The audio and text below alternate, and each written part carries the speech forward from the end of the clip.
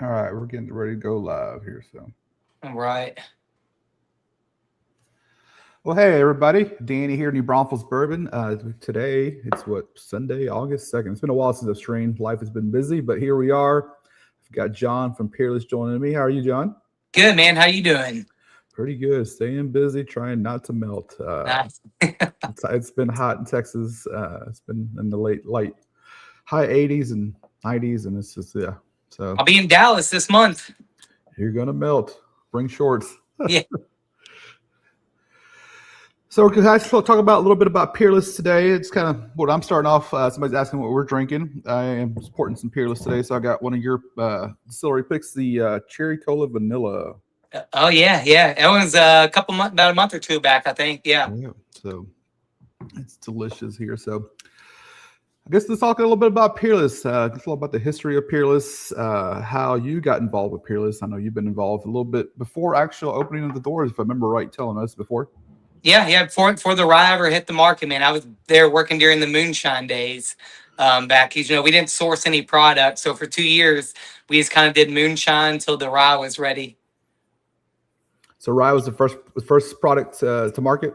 Yeah, rye came out in 2017 in May. That was our first brown spirit in over 100 years we put into the market.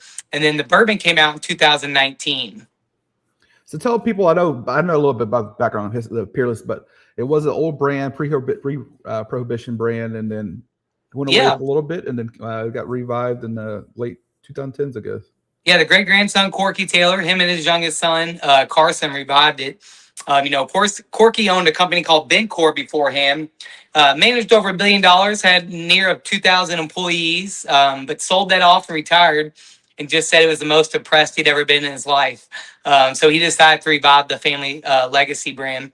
His great-grandfather started it back in 1889, Mr. Henry Craver. That's the signature that you see on top of every one of our bottles, too, right there. That's Corky's great-grandfather. But yeah, he started that up. He was a real shaker and mover. He was actually a banker by trade. But, he had the distillery, he had a brewery, tobacco warehouses, all kinds of stuff. But sadly, Prohibition was coming along, so we shut down during Prohibition.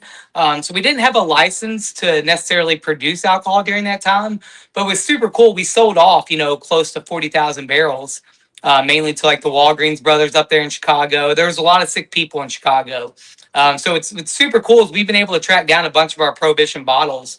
You'll see produced by Henry Craver, but distributed by the American Medicinal Spirits Company. So luckily he was able to offload all that product. Sadly, he passed away during Prohibition. So no one ever touched it till Corky decided to revive it. So we bought in, rather than bringing it back in Henderson where the original distillery was, it's about 2 hours west of Louisville, just right on the river. Corky and his youngest son, Carson, we bought an old tobacco warehouse in downtown Louisville, about a 150-year-old building. Carson was a builder, so he brought his own Bobcat bulldozer, completely gutted the place, got it right down to the raw beams, and he kind of hung every door and window and framed that place up. And now we've been running, we laid down our first barrel in March of 2015. So we just hit 10 years old not too long ago. We're working on our 11th year this year. So it's been exciting, man. We do everything ourselves. Corky chose not to source any product. So we didn't buy anybody else's barrels or anything like that. Not that we have a problem with sourcing. But, when bringing back the legacy, because we weren't replicating a recipe or anything like that, he just wanted to make sure people knew that, we made everything that we put out. So yeah, for 2 years we did Lucky's Moonshine until the rye was available. But now, we're full on board. So we cook there, we distill there, we bottle there. We even have one of our rick houses right there on site. Then we have a couple. We have another offsite rick house that holds about 5,700. Then we have one that's being built. Hopefully by the end of this year, will hold 10,000. So then we'll be good for rick house space. Probably for the remainder of our year. But yeah, when people come down there and do a tour, that's our only production facility. We don't have any other thing offsite or anything like that. So it's great. When you come in for a tour and tasting, you get to kind of see the whole operation. We don't hide anything. We like to take pictures, all that kind of stuff. So it's been really nice just having everything in one spot. And for the people that have never been there, I know y'all's facility is pretty small. It's big, but small. Y'all are making about, 20, 30 barrels a week? Or 10 to 12 barrels a day, roughly about, 2,500 a year, somewhere around there. So very small production. We don't run 24 hours and we don't produce anything on the weekends. Corky's also a very big family guy, so he likes to say it's about the quality, not the quantity that we make. And that's why we chose to do things a little bit differently too within our production. We run a strictly sweet mash. We don't do any sour mashing, so we don't keep any leftover water and grains. Every cook is started from scratch. So fresh water, first generation yeast, fresh grains. We do 2 cooks and 2 distillations a day. And that kind of goes into like a little bit of y'all's quality. I think y'all are one of the lower entry proofs into the barrel as well. Yeah. So we come off for still around 130, 131 proof. The good thing about that of making 10 and 12 barrels a day is, no matter who's distilling, there's about 5 of us there that can run the still at any given time. We do a quality control check every 30 minutes. So every 30 minutes, we're logging our numbers, and we'll actually be able to go out to our still and we'll taste it. That way, we can check for the nose, the taste, make sure everything's on par and meets our standards. And it's real easy to make an adjustment at that point in time. We can go off proof, make any adjustments if we need to, and then go back on proof. But, doing that, we're tasting at the beginning, middle, and end of every barrel we make. So we can keep a very consistent flavor profile, too, throughout our distillation process. But at that point, once we come off the still, we'll proof everything down to 107, and that's the only time our product ever touches water, right? So I like to say our water is an ingredient. It's not a dilution in this process. Our water gets to go inside that barrel, help extract all that flavoring and coloring. And we go to dump and process these barrels. We don't chill filter. We don't charcoal filter. We just run it with a simple paper filter. So from our small batches all the way through our single barrels, we do not have a set proof. So you're going to see different kind of proofs all over the place. As Corky like to say, the good thing about the way our process works, you can add the water yourself. There's nothing wrong with adding a little bit of water and ice cube to a pour. It can help open it up beautifully, give you a little bit different flavor components or even a different nose on it too. So it's everything was very well thought out in how we wanted to do everything there at the distillery. Yeah, for sure. The whole everything's been barrel proof, but barrel proof for y'all is not crazy hazmat. So yeah. I mean, we had a couple up there. I think the highest proof we ever had, it was a rye single barrel that we did called Cast and Custard, and it was like 138.6. Oh, wow. Super low yield. We only got I think like 8 cases out of it. So super oxidized, crazy flavor, almost looked like motor oil coming out of that barrel. But man, was it fantastic. Yeah, those short barrels always just concentrated the flavor, I think. Yeah. And, we use corn, rye, and barley for our mash bill, too, as well. So, we don't use any wheat. Corky and them are allergic to wheat. But, rye, to me, is that flavor grain, which is also why I feel, we have so much flavor come through on the back end of our bourbon and our rye. Yeah, so talking about rye, this is the first product y'all brought out to market was the rye. I know y'all don't disclose mash bills, but I'm assuming it's Kentucky style rye. Kentucky style rye, we do what we call, exactly Kentucky style. So it's a very low rye quantity we put in there within our bourbon, and even with our rye, it's still pretty low. And I love that because when I grew up drinking rye, I was used to 95.5. I'm more of a rye drinker than bourbon. But with our mash bill that we have with the rye whiskey, it can be very confusing in a blind tasting. You won't even pick up on some of these if they're even a rye when you're going through and tasting these. And I also think that's why our rye is so popular because, we can tend to whatever needs you want. I can pull you samples of barrels that taste like a rye, or I can send you some that you're taste on some that, once again, you would have no clue, I feel like, until I told you. Yeah, I've had some of the different single barrels that y'all from the distillery, and I'm like, nothing close to a rye, and some that are that herbal quality, what you would get from 95.5 style rye. And, sure. Hats off to our barrel makers too. We use Kelvin cooperage for all our barrels. And, if you know anything about them, they don't use any gas or infrared. They take all that leftover oak, and that's how they make their fires. So it's all natural heat they're putting inside these barrels too as well, which I think makes a huge difference. And we do a medium toast with the char level 3 inside of each and every one of our barrels. And all of our rick houses are single story. So, we don't have second, third, fourth, or fifth floors. We go about 5 to 6 high in all of our ricks.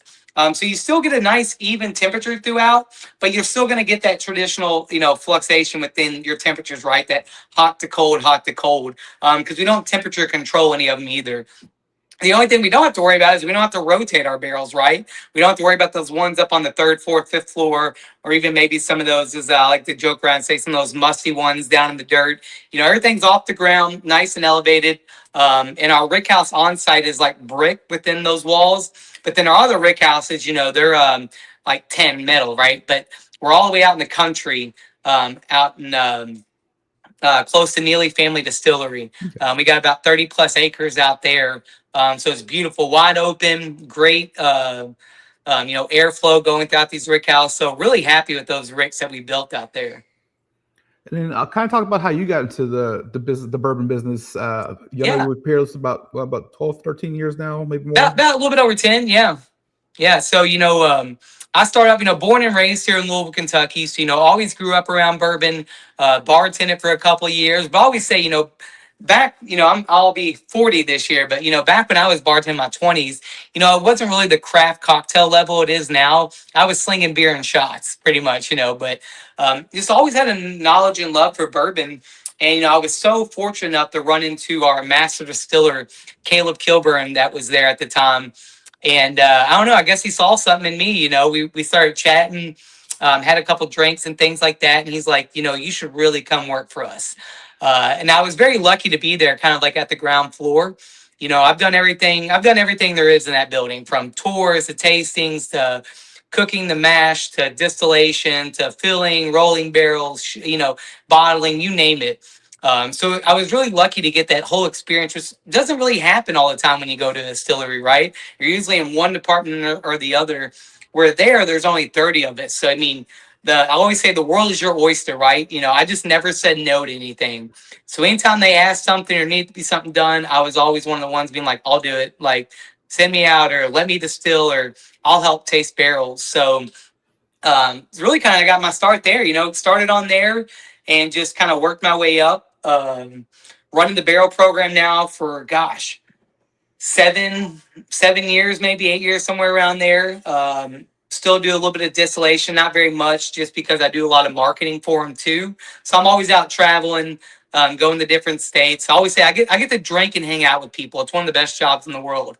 But so now I've been with them a little bit over 10 years, and my mom cooks lunch there every day. That's why they've kept me around. She feeds everyone there, and I'm okay admitting that. So I'm her biggest critic when it comes to lunches there. Corky's nice enough where none of us have to go off site or anything like that. It's provided every day there for us. What's mom's favorite thing to cook for?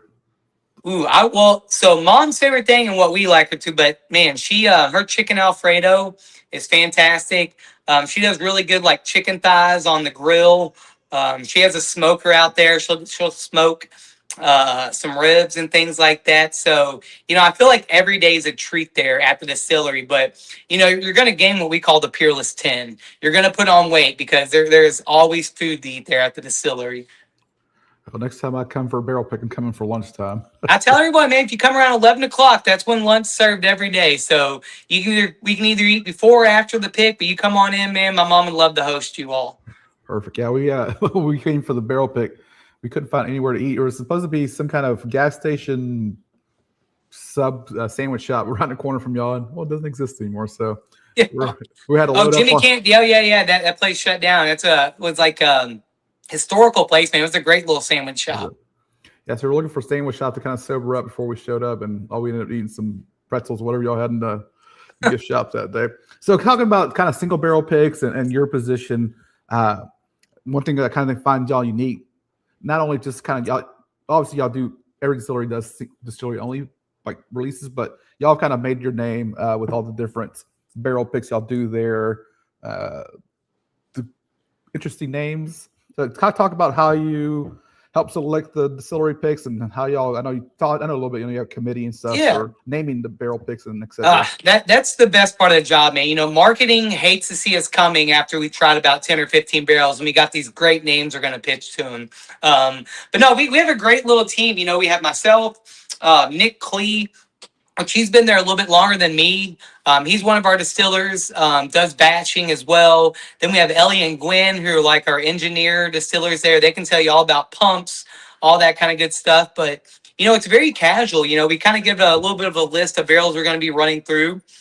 We like to sit down in our little room and, it's very laid back and relaxed. We pour out a couple samples, we go through it, and we just kind of talk just like this. We give our different tasting notes, and try to figure out a great way to kind of express that barrel.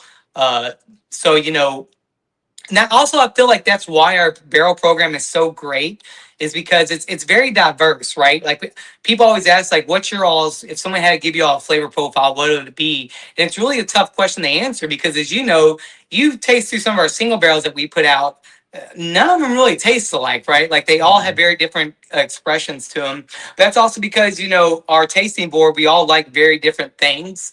And just because I don't like a flavor profile, it doesn't necessarily mean it's bad. It's just not what I enjoy typically when I'm looking for a rye or a bourbon. So that's also what I think helps give us such a wide spread of our flavors that we have, is because we all taste very differently. And, I don't like to be one of those people that just say, yo, we're only going to put out what I want to put out. So, we're very open. We take everyone's consideration to when it comes to picking these. So yeah, then we get to go up to marketing and say, all right, this is the name we want. And they either give us like the thumbs up or thumbs down on some stuff. But sometimes we like to mess with them. We like to see what kind of names we can get passed up there. I say eventually it's gonna be really hard to come up with names and let's start repeating. Everyone keeps telling us that, but we've been going now, like I said, 2017, we've been going pretty strong for almost 10 years coming up with new names. So hopefully we never have to hit that writer's block. But I tell you what, that's, like I said, to me, that's one of my favorite things is naming the barrels for our KPDs. How many barrels a year do y'all do through the distillery for the release? Is it one a week, or is it kind of vary how they sell per week? It's just how they sell. We always try to keep our front staff flush with barrels. So no matter what, they're always going to have barrels to go through. But I say on an average, close to 90 barrels a year, just through our gift shop. And then, we keep our core SKU there too. So you can find double oak, toasted, and stuff like there. But what's even more, unique, is we only do about 100, maybe 115 out into the market a year. We keep it very relatively small, and that's by design.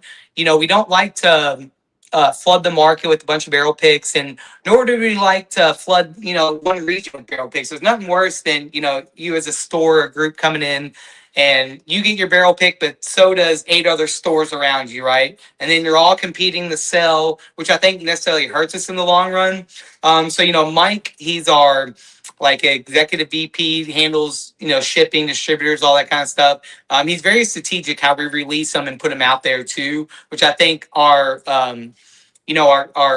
supporters, like our liquor stores, they love that they don't have to compete with 3 other liquor stores in the area. Yeah, for sure. Especially, with the market, kind of what it's doing currently. It's always nice when you have that. I used to be a musician, so that freaking 90-mile radius clause of, hey, there's nothing around here. Yeah. All that stuff. So I have a random question somebody's asking. So Chad said he used to live out in near Louisville. And have you ever get out to Polyfreeze? Polyfreeze? I don't think so. Yeah. Where's that at? Indiana? Chad, if you're still in there, let us know where he's at. But that's something out in the comments had posted out there. So we talked about the rye. You've got a couple different bourbon mash bills. Talk about the regular one and then the high-rye mash bill. Yeah. So, we have our regular bourbon mash bill, once again, corn, rye, and barley. But then we have a high-rye bourbon, which I tend to gravitate more towards than our regular bourbon mash bill because, once again, I like a little bit more rye. And we use about 3 times more rye in that mash bill than we do. But, it's a one-time batch a year that we do with the high-rye bourbon, very small because we don't produce that much a year of it. But man, is it fantastic. To me, it's got that perfect balance between, your corn, your rye, and your malted barley. But, it won the best bourbon in the state of Kentucky back in 2024. And it's really starting to catch on. So we're kind of at that line, like, do we start producing more of it? But then, you got to think every time we produce more of that, we're taking away from our rye and our bourbon production. But our high rye is phenomenal. And we just started kind of introducing them a little bit into the barrel program. But, we're only doing maybe like 10 a year. So very small, allocation that we're putting out there too, just kind of get a feel for it. But man, I feel like it's been so greatly received, especially as from your all's end, because y'all were one of the special ones that I hope I'm not spoiling You're anything. fine. Yep. That got one of the high-rye bourbons, and I think people are very, very happy, with the way they're coming across, especially myself. Yeah, it's definitely delicious. I've had up to our barrel pick. I had never had y'all's high-rye bourbon. I just had your regular bourbon and all the like double oak and toasted. So when we had we'll talk. I guess we'll go into our kind of our barrel pick. When we went to our barrel pick, you had I think 2 of the regular bourbons and 2 of the high-rye bourbons, and when we broke it down to the last 2, both of them ended up being the high-rye bourbons on it. So yeah. A lot of flavor to them. It's not that like spice flavor. Is like for us, I call it cherry cola. Just like that cola flavor, some citrus vanilla is really good. So it's got, and plus, because we don't chill filter, they all carry a very heavy weight. I feel like on the mouthfeel, very oily, very like chewy, sticky mouthfeel, which I think helps, bring out some of that flavor that we have in there. And because, like I said, rye is that flavoring grain. So I think the reason I like the high rye a little bit more is because you do get a little bit more complexity into it. And just going through the single barrels, gosh, I mean, we're in love with our high rye. So if you do, how many barrels do y'all actually produce a year if you're only doing one run a year? Is like a week's worth of run or is it like a couple weeks or? It's about a couple hundred barrels we do a year of it. So, I mean, like I said, very small. And then on top of that, you got to think the barrels we go through, I always say you never know what the acceptance rate's going to be like. Just because we did that many doesn't mean that they're all going to be ready at that time, right? There's a lot we taste everything, which I don't think some people realize. There's not a barrel that gets dumped into a batch or release that we haven't graded, taste, and, put in some kind of direction, whether it's holding it back or we're like, all right, this one's ready to go. So that's also why I think, we do so well on that end too. Yeah, it's like I said, at least in here in Texas, no, it's talking about barrels and that whole lot. I've only seen a couple in the San Antonio, Austin area. Specs is the big one that brings in a lot of them and a couple small independents. So I don't think New Braunfels itself has gotten a barrel pick in at least 3 or 4 years from Peerless that I know of. Skips did it when they first opened a store a few years back. So I'm excited about it. We're excited to continue this relationship with you all. Yeah, for sure. So yeah, talking about it, we did pick a high-rye bourbon. It's the barrel. It's still March 21st. It was one of those March barrels too. That's just that month was a good lot of barrels we got. Yeah, and I proofed it when I got home. I think it's like 106, 108, somewhere around that point period. I still not bottled, if I remember right. Somebody was just there last week and sent me a picture of the barrel still up there. So not sure when we'll once we get a barrel. It'll be bottled within a week or 2. We got the labels, everything, and I was talking to Elena, our bottling manager, last week. So we'll have that bottled and shipped out here pretty soon, actually. Looking forward to that. Yeah, it's just the nose on this one's so great. I could just smell it for days. That's what I'm sipping on right here. I was lucky enough to steal me a little 200 ml of it from the bottling line. Like when we process and everything, because we did dump it last week. It's in a tote, so that's why I know it's going to be bottled this week or next. There's just a certain funk about our high rye too, especially that single barrel. Yeah. Was it 0321? Yeah. 03 25 125. 25 125. Okay. Yeah, it's viscous too. Obviously, the proof's not that high, but it's still viscous, still oily. That's delicious on it. So, like I say, I proofed it. I'm sure it changed a little bit since when I proofed it here at the house when we got back. But I think it was like 108, 110, somewhere around there. Oh, man, I can sit here and nose this glass for forever, though. Yeah, that was when I went through. My notes I don't have here, but it was just the nose was amazing, and then going back through it, I think we had 6 people there, 5 people there, can't remember, and everybody kind of fell on. Yeah, everybody kind of fell on this one. We had one person that was kind of the odd man out. He wanted the other high rye, but so we finished between both of the high ryes as our 2 picks that we were kind of between, and it was bottle number 3 is what we ended up choosing. So on that, it was good. How many barrel picks do y'all typically do a year? This year's been heavy. We're on schedule to do about 10 to 12 this year. Normally we do 5. This is our 5th year of New Braunfels bourbon itself. So this year we've been a little heavy. We did 4 this spring. Then we just did 3. So that same week that we were with you there, we did a Russell's Reserve pick as well. And then We did a rare character pick, and then we'll finish out later this year doing a couple more barrel picks out in Washington D.C. with Reveries and Dreams. Oh yeah. Dreams is good. I got a couple good DreamWorks, and love Pablo too from Rare Yeah. Character, man. Such a fun dude. I Yeah, remember when that guy started out, he was just riding around with bottles in his trunk, man. You always love seeing him pull up somewhere. Yeah, he's still a hoot and holler. He was out here when he first launched the brand in Texas, and I guess 2 years ago. But his it works out for us really well because his national sales guy Ryan Forsyth actually lives 20 minutes from here in New Braunfels. So y'all got the hookup on Rare Character then, yeah. Ryan's like, hey, I got this. I'm like, okay, hey, bring some of this stuff. So interesting. Like we always tell people, we pick blindly. So he was selling some 12-year-old 12.9. It was Jim Beam mash bill, and I'm like, bring those. And he also brought some 9s, and we ended up picking the 9-year-old, 12, almost 13-year-old stuff. It's just, we always try to pick everything blindly. So when y'all coming back to Louisville? I'll be out there again in late November. We'll be doing some barrel picks for the spring. So all right. It's a good time to be in the state. Nice and cool. Hopefully, yeah. Last time I was there in November, we did get some snow. So hopefully nothing crazy, but it is what it is. I'll let you you're the professional head taster. Give us some tasting notes for the folks out there. Man, so for this one, the one thing I always love about, like I said, that lot of March barrels in general, they have a very good, unique complexity to them. And like you said, it's got like this cola, kind of a syrupy, and you get almost like a cherry reduction almost there on the palate, right? Where it's not like full on, like, all right, this is super cherry. It's just like that cooked down, kind of simmered. Mm-hmm. And it's not overly sweet. But then you also have a lot of that, like, kind of like charred oak.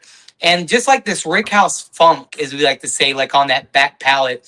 But for me, everyone's different. Some people like the nose better. That's what they're going to really enjoy. But for me, it's all about the finish. So when that finish sticks around on the back palate and you're still kind of chewing on it, I always say I'm taking another sip because I want to, not because I need to. It's right. It's just like, God, this is, it's so good. I got to take another sip. And it's just one of those lingering finishes. Yeah. And like I said, with it being in 110 proof area, plus minus some, it's just so easy to drink. Like some of the notes, there's notes I got when I got back home later in it. I got vanilla, cinnamon, citrus, caramel, kind of all that kind of adds up to be that cola. And you do get that carry like a cherry compost. It's very tinged as cherry, not that medicinal cherry there. So I like the caramel note. It reminds me of the caramels, like when you go to like the state fair and they're making that caramel fudge right in front of you. Yeah. It's just got that smell to the taste there on the palate. And I tell people, I'm trying to convince people in Texas they need to drink more rye because I really want a rye pick, and eventually we'll do a rye pick with you. But rye is like kind of like that. As I joke around, the redheaded stepchild, right? Like it doesn't really get that much love. But I tell you what, I really do feel like rye, and I've been saying this probably for 6 years, is on the uptick. I think people are wanting to explore more in the whiskey, and I think once you dive into rye, and people start branching out, I think everyone just has that fear of those 95.5 or 100% rye. They think mint, spice. Yeah. But man, a craft sweet mash rye, I'm telling you, there's nothing like it. Yeah, and then y'all's double oak single barrel ryes are amazing as well. Those are Bob Ross's. Those were happy accidents. We never really intended to have double oak as a core skew. But as in the beginning, barrels leak, things happen, you transfer. And when you started blind tasting these barrels, we were like, what? Why are these so different? Why do they taste older, darker? And we're like, oh, these are double oaked. So in the beginning, we didn't really have a rhyme or reason how we double oaked. Where now we are kind of, when we're tasting through barrels now, we're picking ones like, oh, this one would be great in another barrel in about a year or two, and all that kind of stuff. So, it's become a whole process, man. I love it. People always say, well, don't you want like a uniform process double oaking? I'm like, no, because I feel like that's what makes our double oak so unique is we don't just say, all right, it goes in the barrel for this amount of time and then we dump it. We do everything off the palate. And I always say, you may say with us when we're doing batching or anything like that, we don't have like a retainer, right? When we do a batch, it's a fresh batch every time. So I would say, while the consistency may vary, I think many people agree the level of what's the word I'm looking for?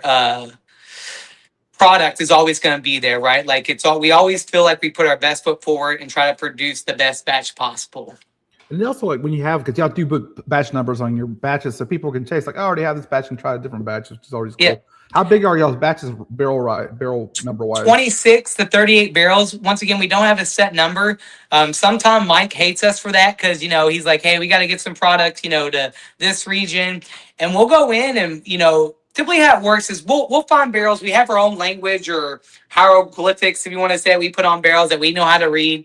We'll pull, anywhere between 5 to 10 down, dump them, let them mingle overnight, sit there, come back in the next day, taste them, and then we'll kind of build it from there. Like, hey, let's find some more of some oaky kind of tobacco barrels, and then let's go grab some of these fruitier kind of barrels that we have. And it's a whole process. And sometimes we'll have to go back to Mike and be like, listen, I know you wanted this kind of a volume, but the batch is perfect right now as it is. I mean, what's super cool is you just got to know, there's been some double oak rye batches that we put out that were only 10 barrels. But, we don't advertise that kind of stuff on the bottle or anything. But it's like, if you know, you know. But we're also a very open book. We don't hide anything. So anytime people call us, the great thing is I can go back and look at any info and be like, oh, that was a 27 barrel batch. And this was the notes that we had on it and things like that. Yeah, well, I don't know if you're on Facebook or not, but there's a Peerless Junkies group that was always trying to figure out what's going on as well. Kind of the fan club of Peerless out there. So, well, I always tell people, we please come in and ask for me. If I'm not busy, I'll take you around personally and show you the place and let you taste whatever you like.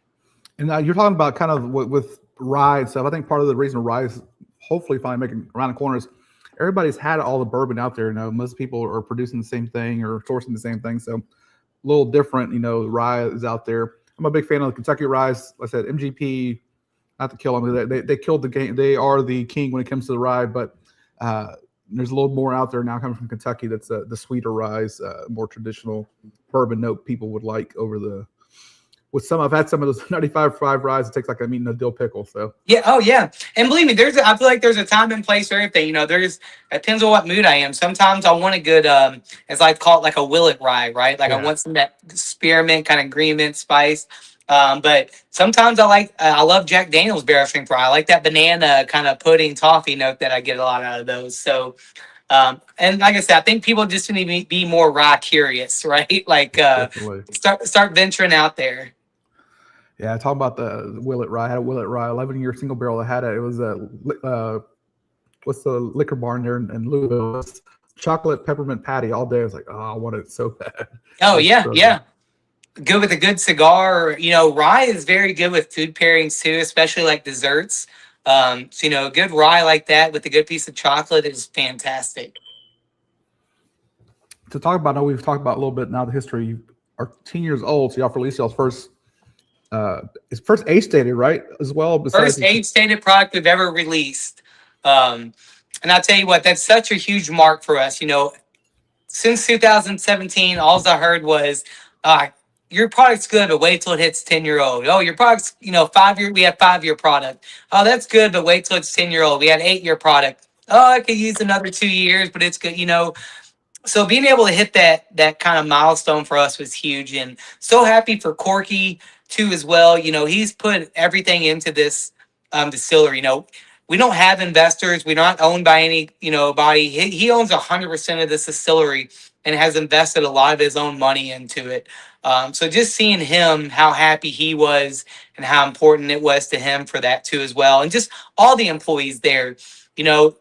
That was such a fun, one of those things I'll never forget, tasting those barrels that, when we were making that batch. Went through about 150 samples, and we just kept getting it, knocking it down. And my gosh, man, some of those barrels I still think about. Like, God, I can't wait. Like, we got to do something with that. So that was a 40-barrel batch. Now, we didn't go off yield or anything. We just said, hey, we're going to try to get 40 barrels. And see what we get out of it. So we chose everything just based on how we thought they kind of mingled and blended together. And I really don't know if we could have done better with that 10-year small batch. And I truly mean that. It's been so great seeing all the reviews and everything that we've been getting on it. And just so happy for Corky and the family too. And I think it just shows you how hard the team works there at the distillery. You know, there's a lot of people behind the scenes that, you know, a lot of people never get to meet and see, that put in so much work into it. Yeah, it's always a tough thing, especially industry goes up and down, but to go through it, especially like I said, never from a cash flow standpoint, only selling White Dog to get cash flow going until you can start putting out your own product. You know, it's hard, and then to continue doing that. So congratulations to everybody on that, on the distillery side on the 10-year release. I think I saw on Instagram coming soon a 10-year rye as well in the near future. Yeah, so next year, you know, the 10-year will be the next 5 years are actually going to be pretty big for us. So next year, we'll have another batch of the small batch bourbon come out. And then about a month or two, we'll have the 10-year rye small batch come out. Then the next year after that, we'll have a 12-year. Next year after that, 12-year. Then we got some 15 down the pipeline. So, you know, it's a big for us. And, you know, as everyone's kind of saying like, oh, bourbon's on a downpour, or, you know what I mean, things like that. When we released that 10-year, in my 10 years I've been there, that was the biggest crowd I've ever seen outside of our distillery. I mean, it went down 10th Street, down Main. It was unbelievable to see the turnout for that, and seeing the smile on Corky's face when he's looking out that window and just couldn't believe it. You know, luckily, you know, he's in good health, or otherwise I'd be like, all right, calm down, Corky. I mean, he was so excited to see that, and we can't, you know, it's a small distillery. We don't have a huge sales force and everything. You know, it's people like you, groups like you all, and everyone else there that really helps get our name and the support out there. So that's why Corky's always so open. He has his desk right down there in the lobby. He sits down there throughout 5-6 days a week, talks to everyone that comes through that door, signs bottles. He just loves it. Yeah, I've got a couple bottles that I've got from people that were signed by him, which is cool. Yeah, kind of the thing talking about the whole like industry itself, like all the legacy brands are kind of hurting, but all the ones that are the new brands, they're a legacy name, but as far as, you know, only been around for 10, 11 years, I think those are the brands that are doing well, putting out something different, unique that, you know, not every store has on the shelf, or no, everybody's not had the same thing for the last 10, 15 years worth. So, well, I'll say we're lucky, you know, during that whole, you know, COVID heightened level when whiskey was just booming. You know, Corky kind of stuck to his guns in the game plan. You know, we didn't start producing more. We didn't build more. He was like, hey, man, he's like, we eat a steak a day. We don't need 2 steaks. Like, let's just ride this out. We produce enough as it is. And let's just keep going. So even after that, you know, we've always just stayed the course. We never, you know, I feel like got above our means or anything like that, which I think has really helped us out now in this period. Definitely looking forward to that. I guess we'll turn it over to we got a few people in the chat here. If anybody has any questions you want to ask, put them in the chat and we'll get them asked here in a second. So talk a little about I know besides the bourbon stuff, you do a lot of coffee. I know you. Yeah. A lot of coffee to the little Louisville restaurants and hotels, et cetera. Talk about that a little bit. Yeah, so I started that coffee company during COVID, and this just goes out also how cool Corky is. You know, we shut down for tours during COVID, but, you know, production still ran, still everything. But, you know, I had a lot of friends and people that were put in tough times in a position. And I just thought to myself, like, God, what if I was ever in that position? Like, thank goodness, like, I wasn't put in there. So I just had the idea to start a company, and I was trying to think of, like, what do I love besides bourbon, and can I influence it into the bourbon world? So I got with a buddy of mine, Corey Welsh. He was running like the New Orleans Bourbon Festival, helping run that all at the time. And first thing I did was I bought a bag of beans and I started playing around, putting them in like containers with like barrel char, just to see how it influenced the bean and see if we had something there. And then I met Corey, and he's like, well, let's amp it up a little bit. So, you know, we put some money into it. When we first launched, we had like 10 different barrel aged coffees that we did. And it was such a fun time now. So now I do coffee. You know, here I am coming in my 6th year kind of doing this. And it's just been, you know, it was never something I did to make money off of. It was just fun because, you know, if you're a bourbon lover and you drink coffee, you can treat coffee just like bourbon, right? If you really like you can drink it black, you can mix it with cream, but when you get down to the science of it, you start looking at your grind size or your temperature extraction point, or how are you making is it a French press? Is it, you know, espresso? And you can nerd out so much into that, just like you do whiskey. And once you have that one cup of coffee, that changes your life. You can never go back. You're like, all right, now I'm chasing, trying to find the best coffee that I can and things like that. But now I'm lucky enough. I do coffee for, obviously Peerless. I do coffee for all of Sazerac, Bourbon Pursuit, Buzzard Roost, Wilderness Trail, Dark Arts, Repeal Hotel, uh, a couple bars, around town used for cold brews. Trellis Brewing, they just launched their espresso martini, and that's where I'll actually have my first coffee shop. Hoping to launch September 1st, the start of Bourbon Heritage Month. We're going to be doing a permanent pop-up at Trellis Brewing. I'm going to have Jake Sauce's biscuit sandwiches and just a handful of different barrel-aged coffee drinks and things like that you'll be able to get in the morning. So really want to try to focus and maybe make that the start of like the bourbon trails, right? In the morning when you wake up, you're going to go get a barrel-aged coffee, a Jake Sauces and cheese biscuit sandwich, and go hit the trail. So it's but Corky, when I started that, his only question was how can I help you? He's like, what can I do to help you? He's like, I want you to succeed. And he's like, I think this is a great idea. Where, I don't know how many bosses that you can go to and say, hey, I'm starting my own business. And they're like, oh, that's great. Like, You're gonna take advantage of my time here. Yeah. So he's been so supportive, and I get to do everything out of the distillery as well. So he's just been super great, and because of him, I've been able to expand and really kind of get my coffee brand out there. So yeah, like I said, 5 or 6 years, I've just been kind of doing it for fun. We got a website, free shipping. We do everything in whole beans for freshness and quality. But yeah, it's been a lot of fun, man. I get to work with a lot of these bourbon groups when they come in and pick their barrel. If they want, sometimes I'll offer to do a coffee aged in it, so they can sell it to their group members and stuff as well from a barrel they selected. So yeah, it's been a lot of fun, man. I appreciate you letting me talk about that a little bit. Yeah, for sure. I said about before my bourbon stuff, I got into the whole coffee beans. I had a pour over, a French press. I never did the espresso thing, but I just like regular. So I'm team pour over now. It's a lot cleaner than the It's press. It's a dangerous game because now when people come over, I find myself not only being a bartender but a barista. They're like, "Hey, can you make me a latte or something?" And then next thing you know, I got like 8 lattes I'm making there at the house. But I love it. I love that people love to enjoy the coffee. So we talked about some of the future age status stuff. One of the guys out here had a question. Any new experiments? I know that we had the toasted double oak. Y'all have done a absinthe finish. Y'all have done a rum barrel and Cognac. Cognac. Yeah, so one thing I always say is we don't want to be necessarily we love the experiment, like kind of like the experimental stuff that we do, but I know it's one thing we don't want to be known for, is like, finishes and things like that. And we have to take consideration every time we do a finish that takes away from another bourbon small batch or a rye small batch that we do. So we have fun things in the works, but who knows? Because, we will have another rum finish come out.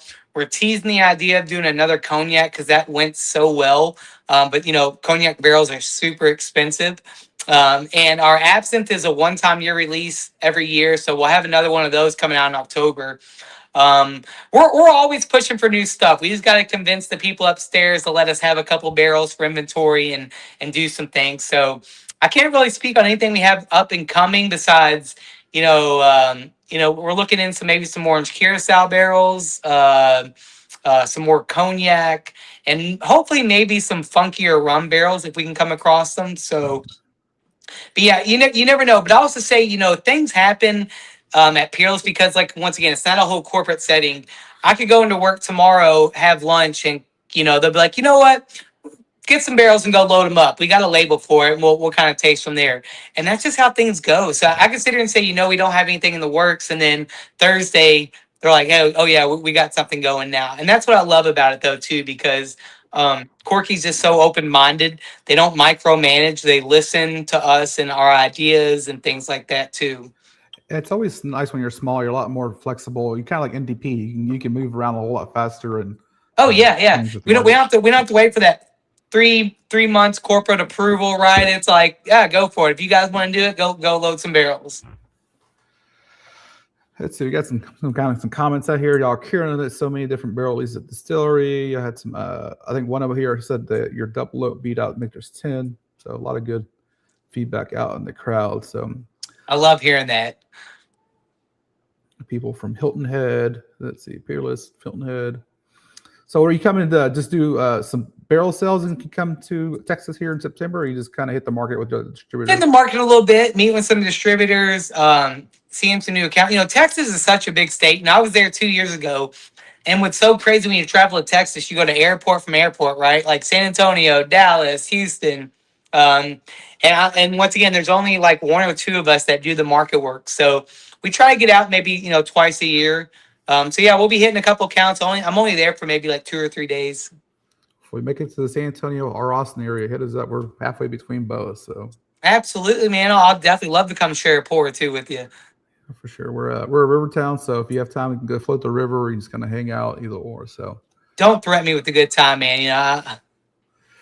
We have lots of good barbecue. Anywhere in Texas, we have good barbecue, but we have the #1 barbecue joint here about 10 minutes from my house that we do our Christmas party at every year, the burnt bean. So it's one of those that it used to be I could walk in on Thursday and get me a good lunch quickly, but now you get to wait a few hours to get in. So let me ask you a question, because so we just released a single barrel last week called Carolina style barbecue. If I was to ask you what kind of style is Texas barbecue, what are some notes you would give me? Because we like to share the love around the region, so maybe we come across the barrel that I could call a Texas style barbecue. But what are your big notes when you think Texas barbecue? Texas style is gonna be heavy on the pepper, so it's probably gonna be a rye if I had to guess. Okay. A rye with some so be high spice and then some like brown sugar or molasses, like natural caramelization. Okay. On that, obviously smoky, and you get any smoky notes on that. So from a Carolina, I would expect more mustard, more brightness. Texas would be darker. It'll be some sweet, but spicy to it. I don't know if you get salty. Is not really a note, but high salt. And then some umami type notes. So I'm going to have to keep that in mind, man. We may have to show some love to Texas if we can't find a Texas-style barbecue single barrel. Yeah, something dark. So that's the other part, dark. So Texas barbecue's gotten a little bit less one-dimensional. It used to be just salt, pepper, and then just, we got all type of good influence stuff now. Like the areas around here, San Antonio, Austin, a lot of Tex-Mex influence in those. So, but yeah.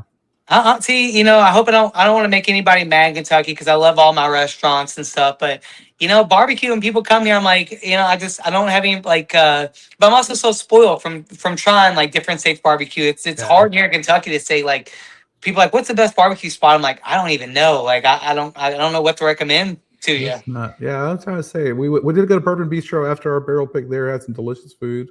Bronner kills it, man. He has Buzzard Roost, and I'm at Bourbon Bistro 3-4 times a week for the atmosphere and for the food, man. Their food is so good. Their Parmesan grits with the deep fried oysters and pickled red peppers, it's like my favorite thing to get there. Yeah, I think one of the guys got the shrimp and grits. I got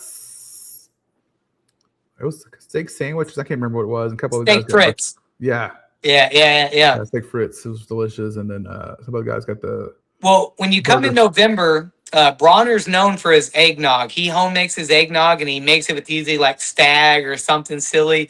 And it's the best eggnog you'll ever have in your life if you're an eggnog fan. We'll have to try it, because we stay on that side of town. We always eat tequila and tacos over there, kind of on the east side of town there, new area. But yeah, I haven't had barbecue in Louisville. No.